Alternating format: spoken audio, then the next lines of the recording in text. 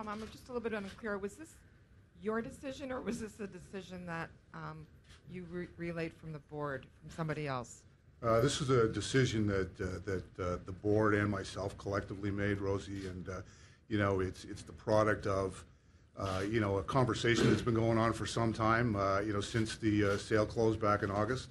It's not the product of any one incident or any one thing. It was really a conversation where the three shareholders and myself came to a decision, and then finally, once the decision was made, it only makes sense and it's fairest to deal with it. Kevin, the Toronto Star, why now? Why not in June? Why not let the season start, see how things go? Why now? Yeah, no, good question, Kevin. I mean, first of all, there's no good time to do this.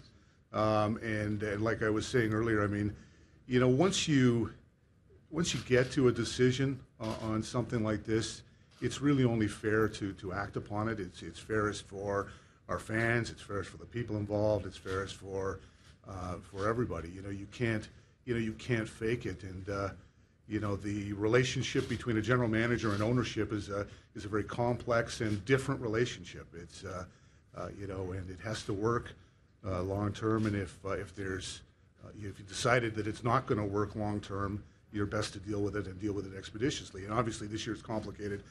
With a sale that closed and a new ownership group coming together, and then all of a sudden we're in a lockout, and now we've got a week to get ready for a season. And it just made sense to get ready and deal with it as quickly as possible, so these guys can prepare for what's going to be a sprint to the finish line. Mr. Nonis, Sophia Yurkshevich from The Score. How long have you been involved in this conversation, and have you had a chance to talk to Mr. Burke yet? I was informed of the ownership group's decision this morning after they had spoken to Brian.